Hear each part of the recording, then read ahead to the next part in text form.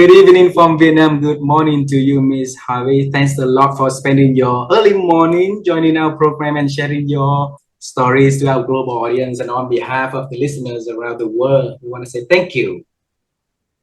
Totally my pleasure. Thank you for inviting me, huh? Hey, Janet, you haven't been to our country, and as we said earlier, that now you have a new family, new friends, and you decided to travel here. And anyway, in Vietnam, we make sure that we'll be there with you. Well, thank you. I look forward to it. I love traveling. So see you soon somewhere.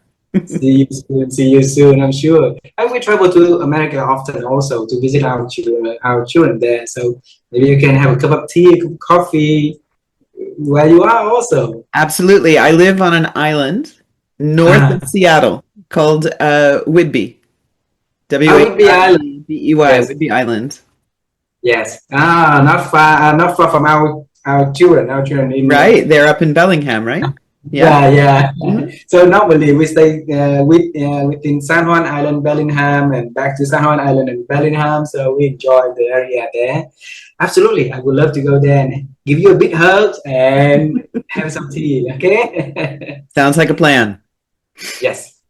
And since you've been doing education in our country, you've been coaching, giving coaching to clients over here. You know our culture that we're very honored to have. If you can do a little introduction of who you are and the work you do, would you please do that honor first, please? I would be delighted.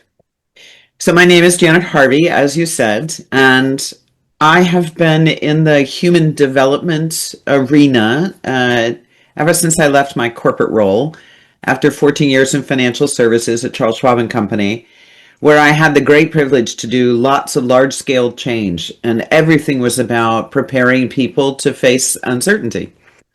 And kind of early 90s, I want to say like 89, 90, 91, that kind of time frame, there were many people in the organizational development space who were starting to recognize that appreciative inquiry and dialogue approaches were much more effective than highly directive managerial and leadership practice. And I had 6,000 people that were moving from customer service to selling. That in and of itself was a huge culture shift. They were also learning a new technical skill, financial planning. And I just kept shaking my head like, how did I get so lucky to have this project? And ultimately, we designed a team coaching approach to it. And it was outrageously successful, under budget, under time, and we saved 96% of the workforce. I mean, that's unheard of in any kind of a project. And 40% of those people were moved to a new city to stand up our regional call centers. So, just pinch me. It was so successful. I went to my boss a couple of years later and I said, time for me to be an entrepreneur. This has been grand. I've loved every second of it. And now I want to go see if I can export this to other companies that want to do the same thing. And of course, along the way, ICF is beginning to form, and we're putting some framework and some structures around core competencies, practices, ethics, and I was there from the beginning. And I never really wanted to be an educator. I did leader development, I did workshops, but I really loved the moment of exchange, one-to-many and one-to-one. Well, the universe had another thing in mind. And I spent 20 years in San Francisco. I lived in London for a little while. At some point I said, I think I'm going to try something else. I moved to the East Coast. I don't really like it very much, but I did meet my now husband there. And I moved to the West Coast, to Seattle, and ended up on faculty at a coach education company, and then bought the company 2 years later. So that was in 2006, and I've never looked back. So we have a wide range of education, training, development experiences, along with our coaching practice for enterprises, leaders, and teams. Wow, you have phenomenal journey that you introduced to us. I take a look at the The clock here is less than 4 minutes, and that's not fair for our audience, Janet. So we are going to travel time. How does that sound to you? Oh, you're funny. A little way for time travel, and then I'll ask you questions from there, okay? Sure, sounds good. Yeah, I was born in a small city in the middle of Vietnam called Da Nang City. Have you heard of it? Yes, I have. Yeah, so Da Nang is the middle of the country and where the war happened a lot there. So, you know, where I grew up is devastated after war to wars, right? And in a very poor community, very small city, and in a very poor family also. We had one night we had electricity. The next night we did not have electricity. So many dark nights, right? And out of those dark nights, when the moon arose, so it's beautiful. I remember that my first dream about the works that I really want to do is one day I want to travel to the moon and and become an astronaut, travel to the moon, see how bright it is up there, right? Except I sing the song "Travel to the Moon," but never been there and never had a chance to do it. So when you were little, what was your first dream about the works that Janet Harvey is going to do and going to bring to the world? I was just sharing this story with somebody yesterday. Oh, I was born in St. Louis, Missouri, which is in the middle of the United States. And I am the youngest of four. I have three older brothers. And both of my parents work. So I had a lot of independence as a little girl. I was very athletic because I didn't really know what it meant to be a girl because I had three boys as siblings, right? So I wanted to do whatever they were doing. I ended up being a competitive figure skater, and I used to go away from home to train in the summertime. And they had this wonderful chapel. I wasn't raised under any particular religion. I was introduced to Catholicism, Judaism, Church of Latter-day Saints, Buddhism. I never really settled on one. I would call myself a spiritual person. Uh, uh-huh. However, I had this unusual experience at the age of 9. I'm sitting in this little chapel in the place where I would train during the summer, and there's nobody else in there but me. I'm sitting on the pew, quietly reflecting, and the light comes in through the stained glass, goes across my face and down to my knees, and I hear a voice that says, "You see through the eyes of God." Wow. It was profound. I jumped up, I looked around, like I'm looking for somebody to own having said that to me. And over time, as I've reflected on that and my own spiritual journey, I realize how much that's absolutely shed important understanding of what it is to be human.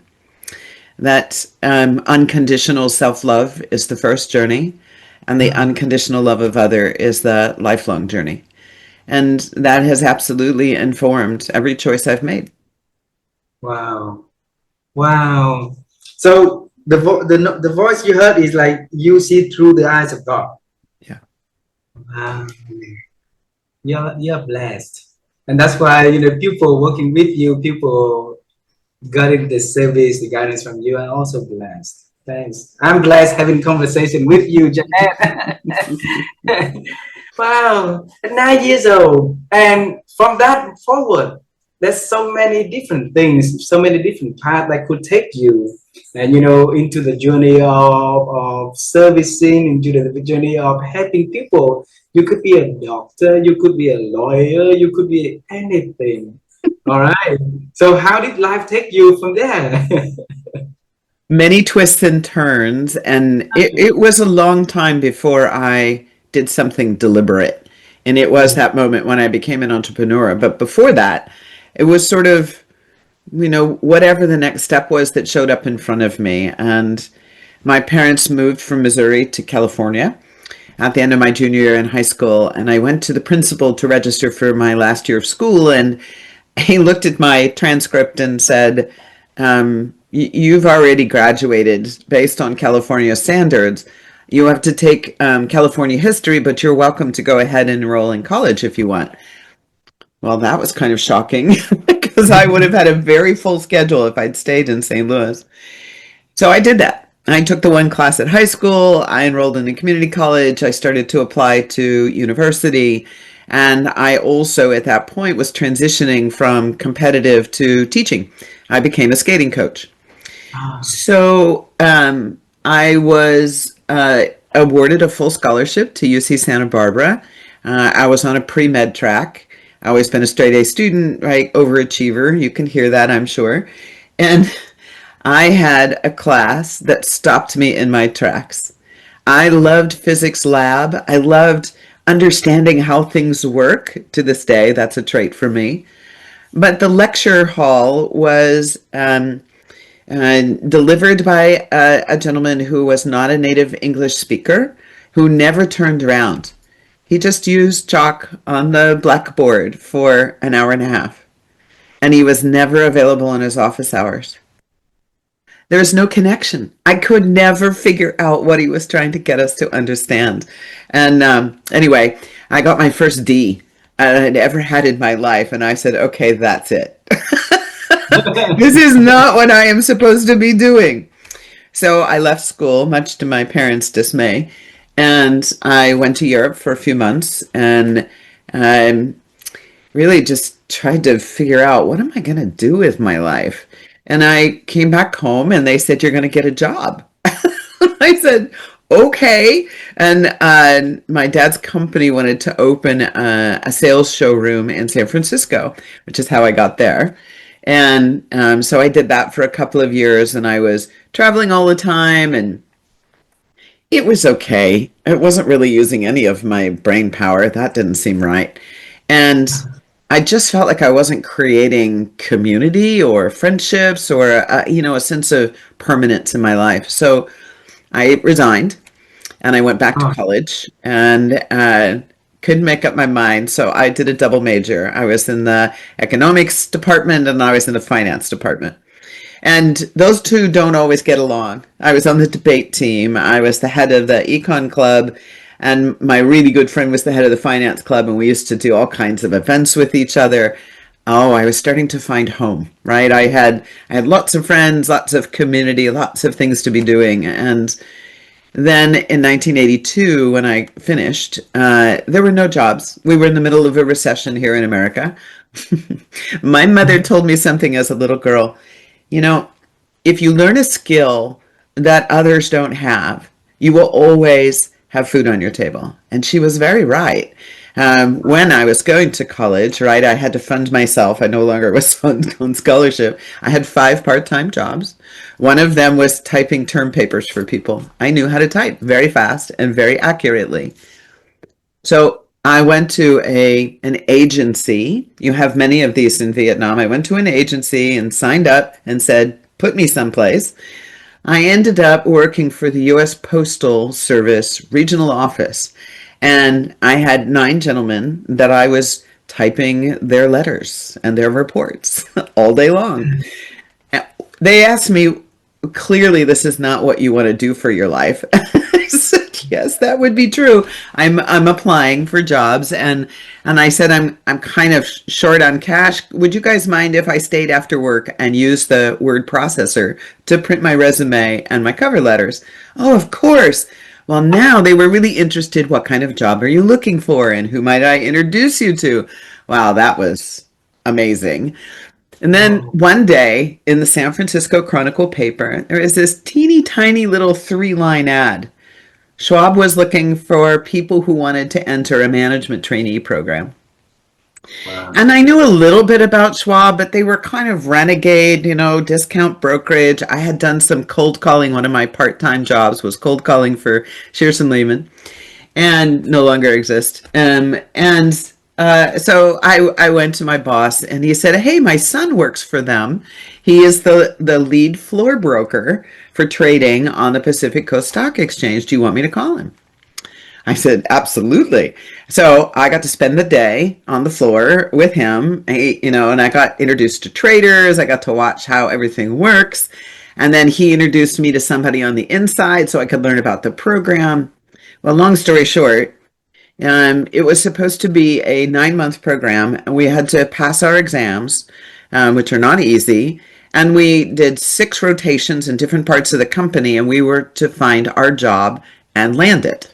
Right? So you had to show up. You had to pitch your contribution. I landed my job in 3 months. I passed both exams with 99 and 100 points. And 14 years later, I will tell you, it was the best corporate experience ever. And there are things that I learned to do there and projects that I landed that I still use those skills today because they're so foundational to how humans in an organizational setting can thrive. And we still have a lot of work to do, huh? But that was really what seeded the body of work I've done now for 30 years.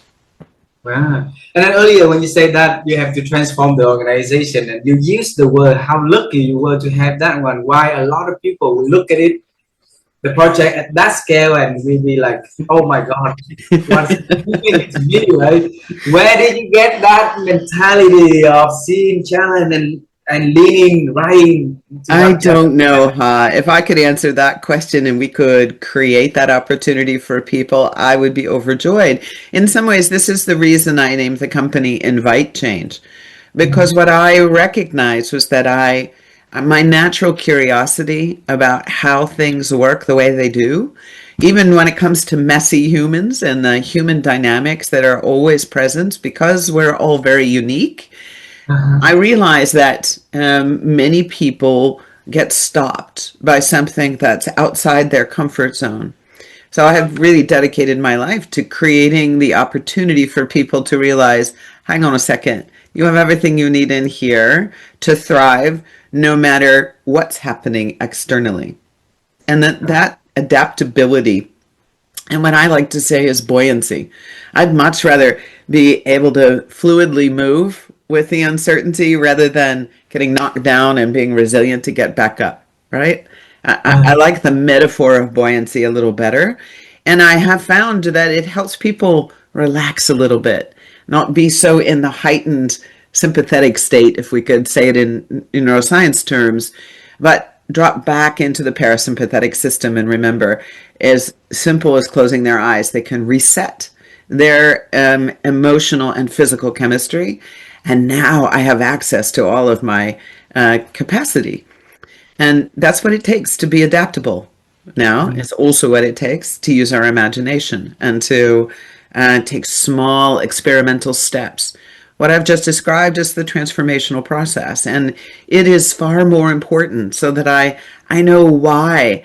I know where desire lives. I understand what motivates me to move towards something and to move away. And when I get that clear inside of me, I can do anything. Wow. So that's the work I do. And along with my team all over the world. When you use the word, right? Bring me back at that time. How old was you back then when you said that bit of clarity in your life? Really early. My parents will tell you that I was pretty verbal at 6 months. God, universe, spirit, however you think about it, gave me a lot when I came into this world.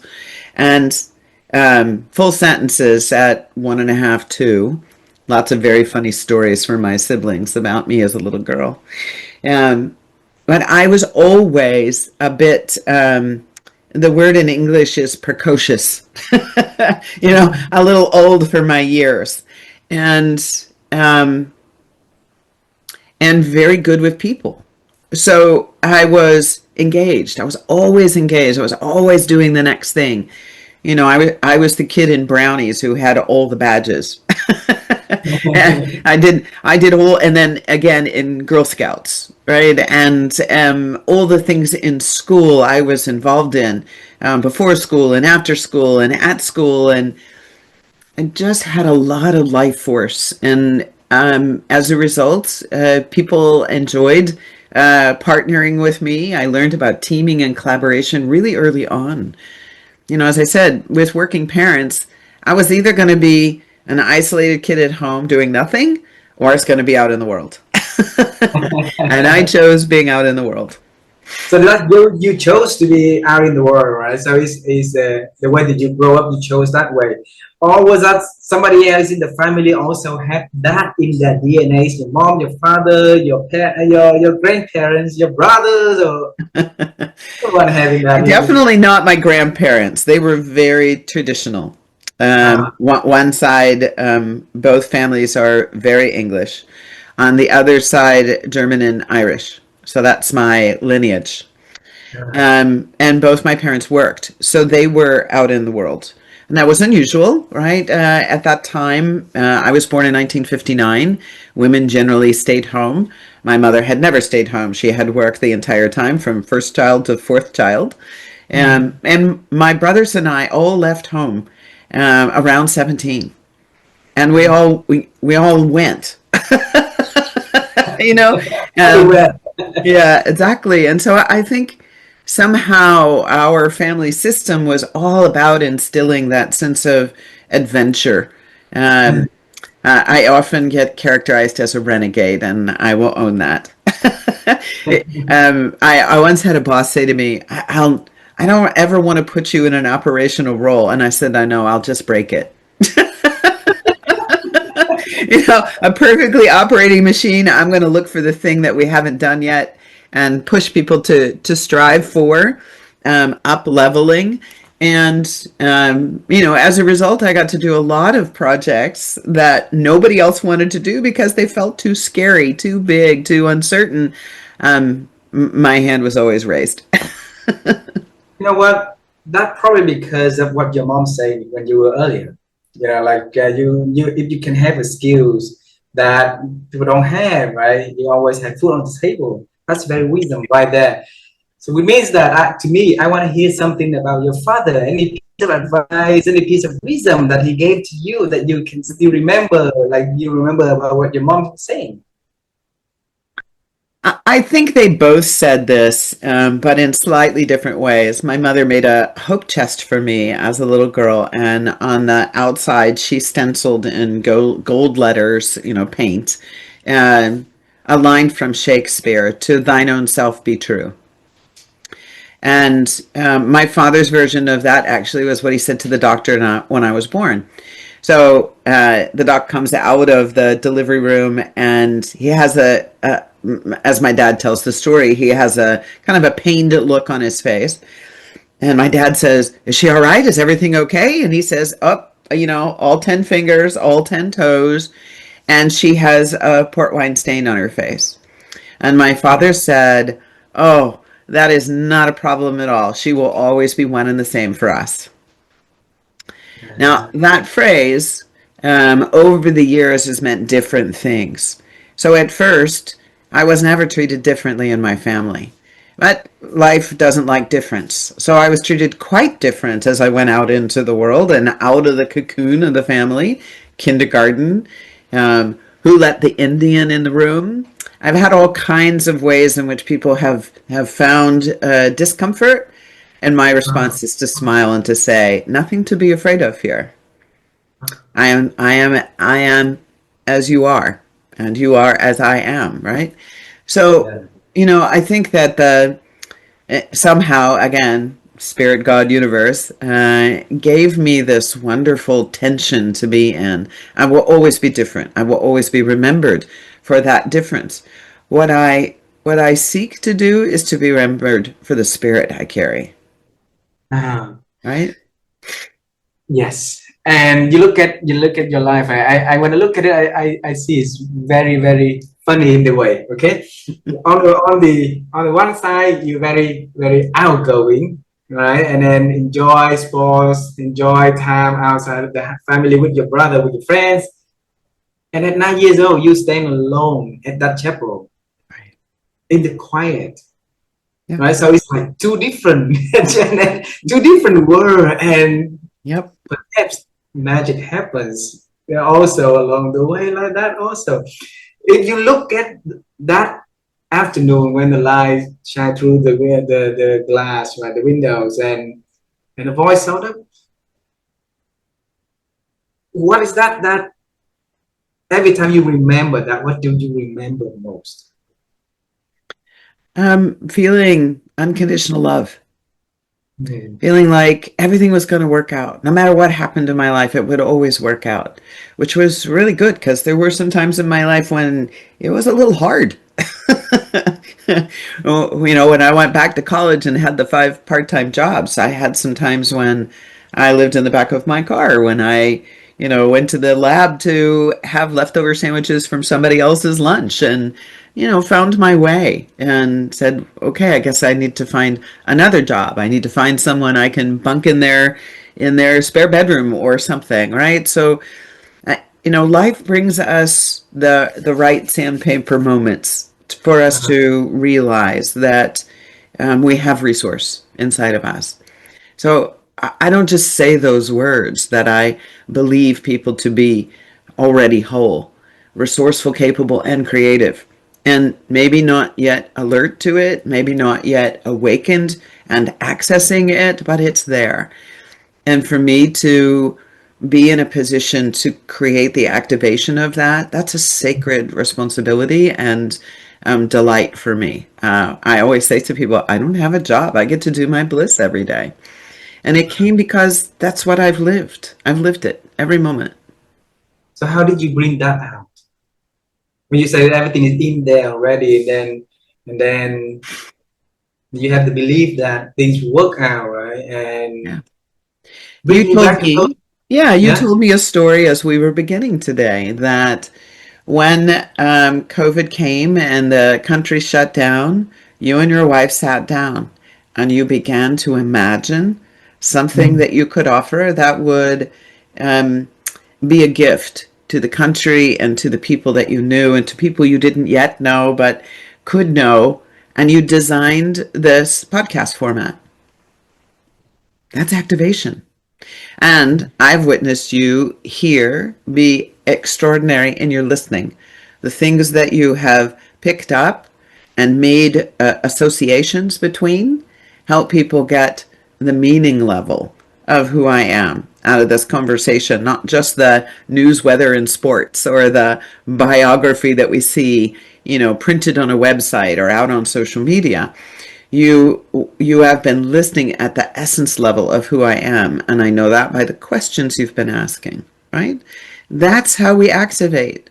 We give people an opportunity to reveal themselves to us. And for many people, the first time they work with a coach, they tell their coach things they've never said to anyone, that have been locked inside. And that experience in a safe space to be able to do that and to dream again and to start to recognize that they are fully capable to pursue the thing that they've been dreaming about, and then to be supported as they take the small steps to move, priceless. Wow. You know, I took a lot of notes in here also. So that I make sure that I'm not going to miss anything. Every time I remember our channel, I will go back to this notebook and say, okay, this is everything that I wrote down through the conversation. So bring me to the moment that you came to your boss and say, hey, I want to resign my position and I am going to start my entrepreneur journey. Yeah. That's very bold of you, because after a whole transformation, then people tend to stick with the role for a little longer because of the salary, because of stability, because of all other things that come in with the corporate life, right? And Janet Harvey, before that, had been up and down a lot in her life as well. So why she, make that bold decision coming to the wild world again?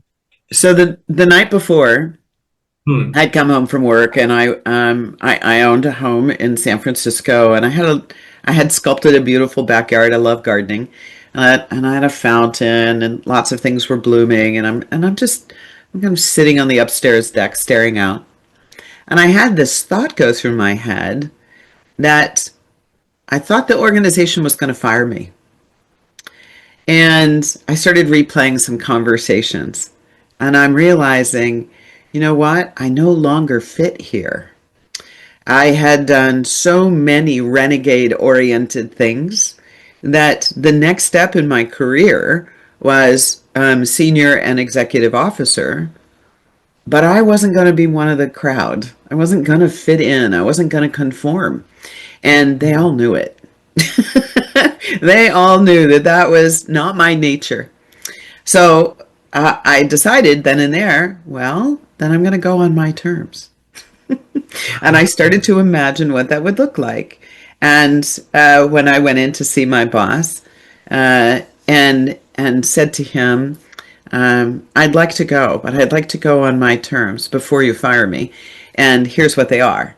And, said, I'd like a contract to consult back to the organization. We're not quite done with implementation. I'm happy to help that. I'm happy to be a consultant to the teams here that are struggling with this transformation. I want a guarantee of this amount for that year, and I want severance for my 14 years of being here. And I want you to write a recommendation letter for me. And he kind of looked up and he pushed back his chair and he smiled, kind of this Cheshire cat smile like he always did with me. And he said, I think we can do that. Let me get back to you by the end of the day. And that's when I knew I had him. Who does that in 12 hours? I mean, come on. I think he was so relieved that I had intuited what was coming and gave him a way to do it gracefully. I made one mistake along that way when they threw me a big party, which was so much fun. I had a blast. The CFO came over to me and he said, you might try not being quite so happy at leaving.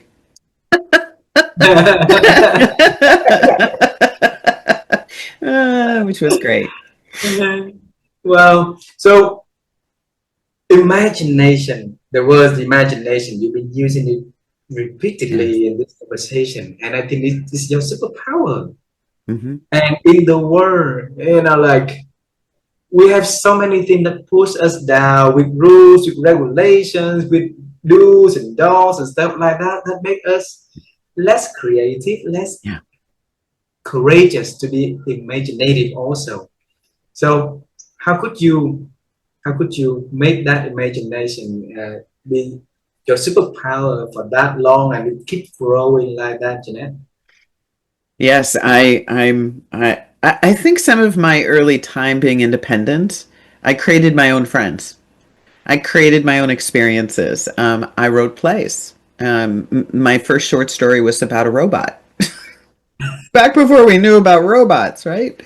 I think imagination is in all of us. And one of the things, if you think about Waldorf schools, that whole teaching pedagogy is experiential, giving children an opportunity to express themselves and then seeing where their natural attention goes and giving them more experiences to use that natural attention.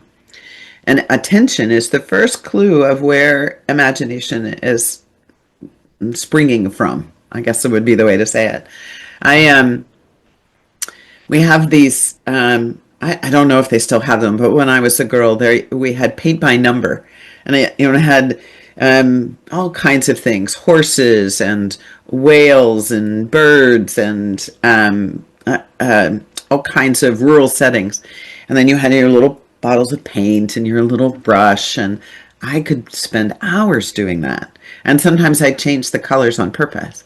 It told me to put brown here, but I would put red there instead, right? So I would experiment. And it didn't matter. I'm just giving you one example.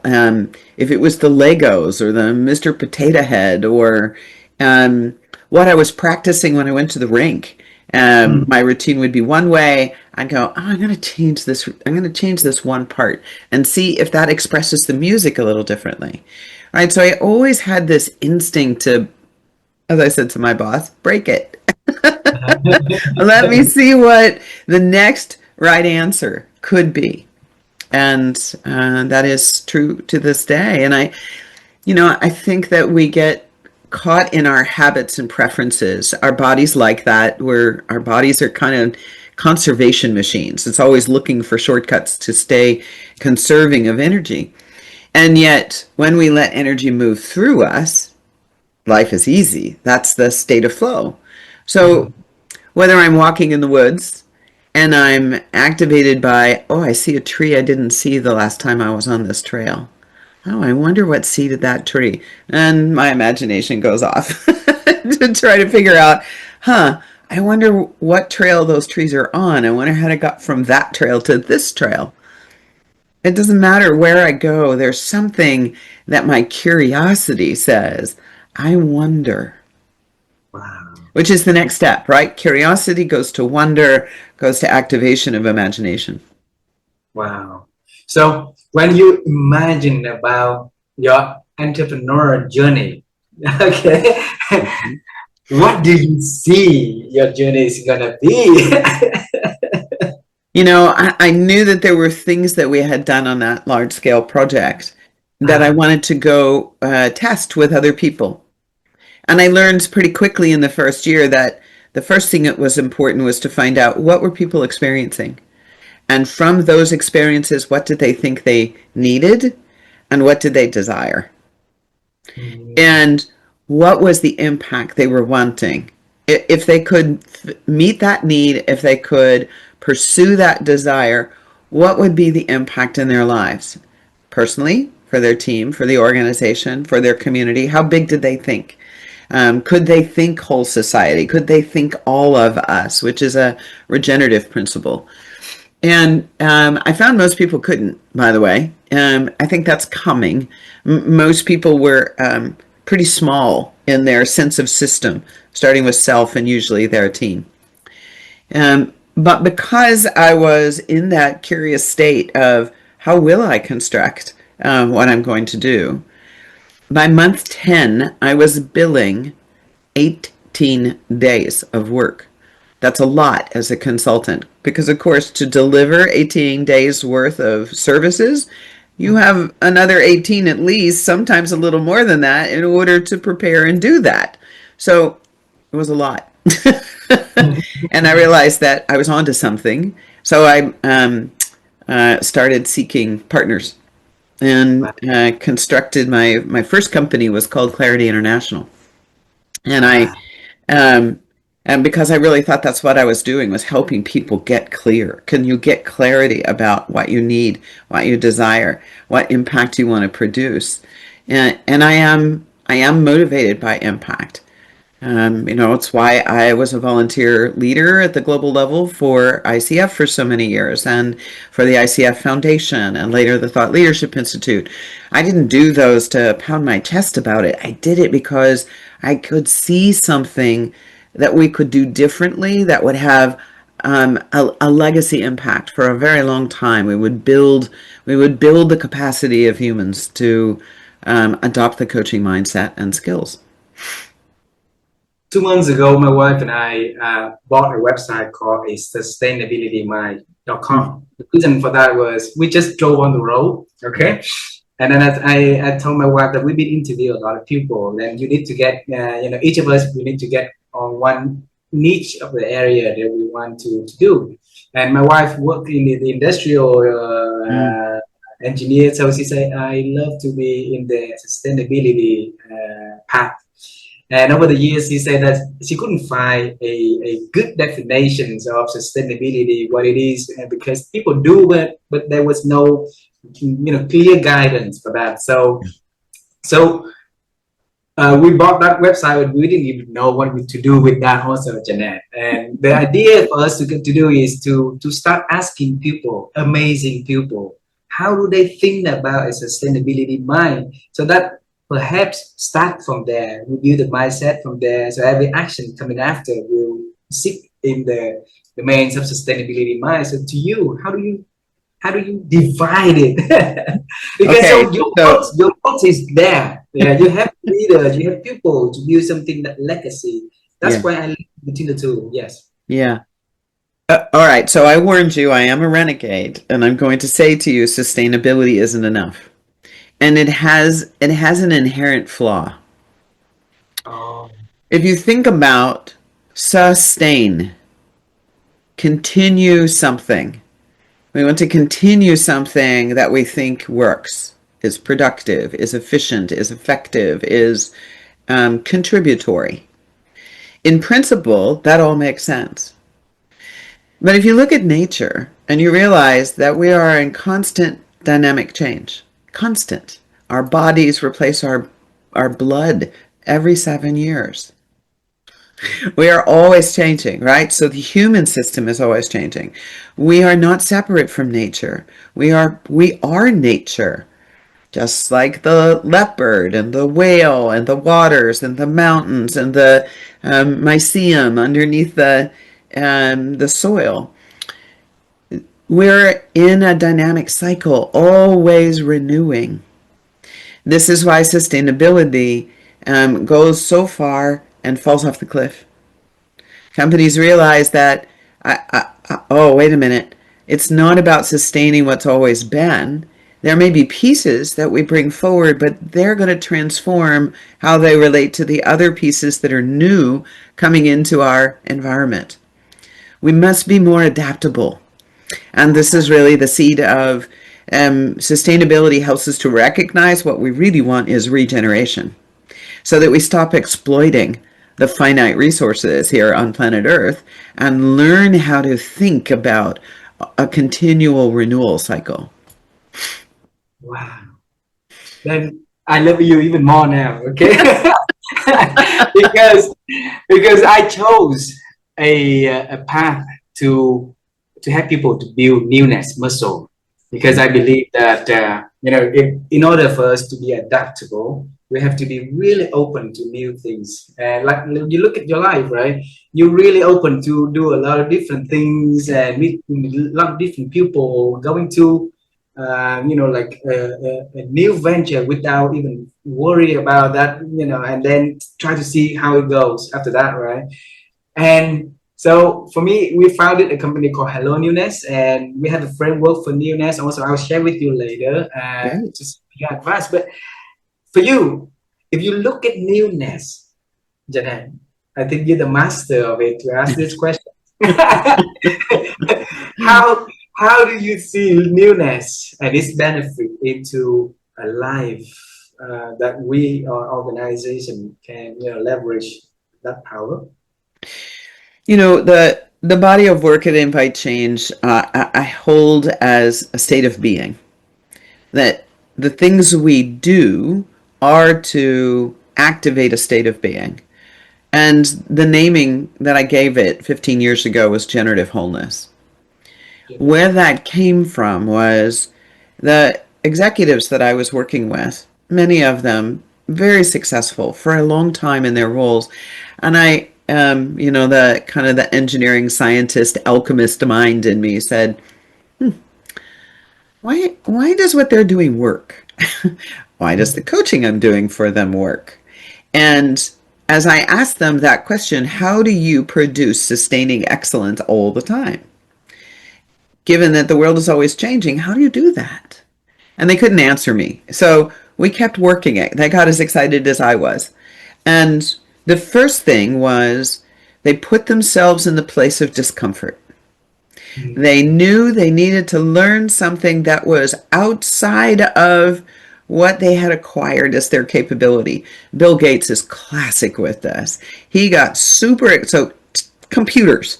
He got super excited about what creates illness. And he went all over the world and began to understand, how do we create health instead of illness? And that's going to root cause. But he put himself in the place where he knew nothing about it. And he found smart people, and he stayed with this discomfort until now he can speak at the neurochemical level in a way that some docs can't even follow. Right? So this ability to stand in the discomfort of not knowing and immerse oneself. And what happens in that experience is our imagination gets activated. First, we get curious. Why this? Why that? Very typical analytic experience. And then something comes over us and we say, oh, I wonder if I did that. And we have a physical experience and an emotional experience. Well, that's what stimulates original thinking. We make new connections and we say, oh, well, what if we did this? That's original thinking. And then they realize that if they gave every new idea to their team, Their team would be overwhelmed. It would just be too much, and they would shut down. And then they watched that, men and women both. And then they realized, okay, it's my responsibility to figure out what are the one or two that carry the spark. Let me go create the conditions for them to experiment with that and see what would come back as the minimum viable product that we would produce and take to market. So those are the 4 verbs of generative: produce, learn, originate, create. And that's a cycle. Now, there was a secret sauce to it. These people also had unconditional self-love. They were not worried about what other people thought. They were not worried about chasing other people's platforms. They were not worried about being important. They had the humility and the courage and the presence to keep moving in an adaptable way to the world. That's wholeness, or a state of sovereignty, self-ruling, recognizing that their unique self had answers, and they learned to listen to themselves and then to bring it forward and engage others in it, and not need to be the only smart person in the room. And that's how you scale. And if you can't scale, you can't grow. So I got a up close and personal view into that cycle, and it's continuous. And to me, it's moving from an I orientation to a we, and ultimately from we to all of us is the regenerative. Can I think 7 generations to bring the kind of the indigenous people's point of view here? Can I give myself permission to be uncomfortable with the unintended consequences? So I really allow myself to think more holistically before I make a decision. Can I include others who might have a different point of view because they see something I cannot, but together we see the whole? This is the future. This is where we're going. Wow. Normally in each conversation like this, I'll ask, how have you grown your ability to think? But you just answered that also beautifully for me. And earlier in this conversation, we talked about the people out there that really worry about 2026, worry about, and they have a reason to worry. They have to worry, about the uncertainties right now, right? So the next question will have 2 part of that, okay, because we want to hear from you 2 things. Person at your caliber, what is that your one focus for 2026? That if you can share that, then we can see what we could, also follow you to learn. That's one, okay? And if you look at the whole list of all the people, all the works, every amazing people you've been known in your life, and you see one skill or one thing that you think that each of us, doesn't matter where we are, if we want to have a fulfilling life, a successful life, then we need to have master that skill. So what would that be? I would love to hear from you. Which question do you want me to answer first? You decide. I invite you, Joy. I follow you. I invite you to decide. Excellent. So the skill is discernment. We have made judgment a negative thing. We've layered it with be non-judgmental, as if that is the antidote to being inclusive and accepting. It's not. And judgment is discernment. Judgmental is bias, right? When we react, rather than pause to consider, I wonder what this person's life experience has been that informs the way they see things, that is so different from how I see things. The minute of pausing and asking that question, we're in relationship. We can bridge any difference if we allow ourselves to stay in the curiosity and ultimately to go to a sense of wonder. So to me, discernment is essential for us to recognize, notice, name, and activate curiosity about things that disturb us. Can I notice the moments of tension and recognize that the seed of innovation is right there? I have a very large I guess we'll call them a biotech company, Mm. based out of France. And when all the tariff stuff started happening and the change at the Center for Disease Controls and the World Health Organization, they went into overdrive on planning. And about 75 days in, and I was talking to the head of R&D, I said, has it occurred to you that the things you all do uniquely are not changing? Well, yeah. So what would happen if you stopped reacting to the uncertainty and stayed focused on the thing that is the essence of your distinct competitive advantage in the market? And let yourself be adaptive when real things get decided and choose how you want to respond. This is ultimately what they are doing. And many other companies figured that out too, right? They stopped reacting to all of this stuff that's going on that's out of our control. Stay alert, be discerning. Which things influence me? Which ones don't? Okay, push them to the side. It's owning that responsibility to check our facts, look at the evidence, speak to others, see the whole picture, see what's actually occurring, not what we want to occur, prefer to occur, what's actually occurring. This is discernment. I think this is the most important skill now, and particularly as we use machine learning more and more and more and more. So AI and Gen AI and all the things that are going to come forward, the technical innovations will be dramatic over the next decade. It will never replace this moment, that you and I are having. This mirror neuron exchange is not anything we will ever experience with a machine. The machine can help us to change the quality and the depth and the breadth of the conversation we're having because it has all that has been, right? It might even be able to do some predictive heuristics based on history, but it can't do this. And it cannot feel the impact of the ideation that we go through Uh, and discern what is most satisfying to us. So, discernment. And 2026 for me is about regeneration. I'm working with my colleague Sylvia Tasserati out of Rome. We're both writing a book called Regenerative People. And there are lots of books being written about disciplines, regenerative business, regenerative agriculture, regenerative leading, regenerative coaching. I think regenerative coaching is an engine to having a society that embodies regeneration in every choice we make. So we're writing the book to say, pull back for perspective and think a little more systemically. We're all part of planet Earth. And it's up to us to decide whether we will continue to survive on planet Earth. We're not the center of the universe. wow, how beautiful. Thank you for doing that.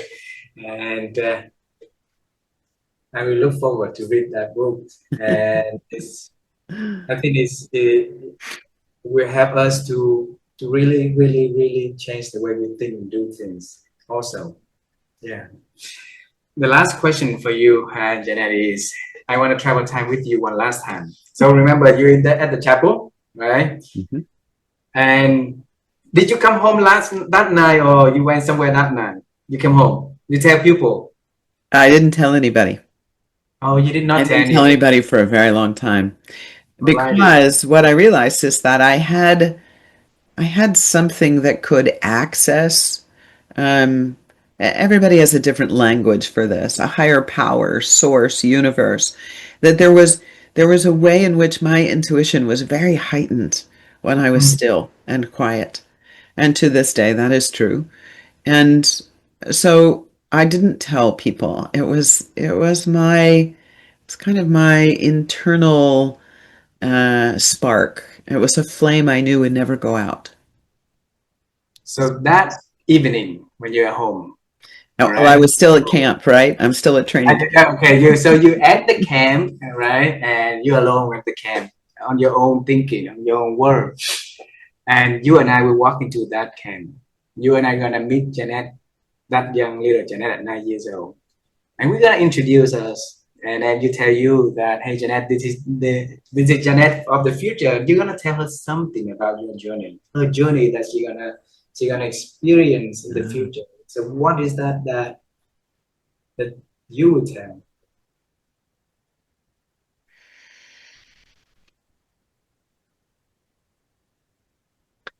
I think it's gratitude for that early moment that allowed me to live in the world, radiating a sense of unconditional self-love for others to embrace. And then I left that legacy. You do. We love you. Thank you so much for being so kind to spend your hour with me and to share a lot of beautiful story in here. And I hope you enjoy the conversation as I shared with you earlier. And I did very definitely, much, huh? we will have a time together. Make it happen, Janet. Okay? Okay, sounds And good. use our imagination. Yes. Put your breath into the imagination, and it's extraordinary what manifests in front of you. Thank you very much. Have a Indeed. wonderful day. Have a safe trip to Europe and back, Thank you. and say hello to people for us. Okay? Will do. We love you. Bye-bye. Bye bye.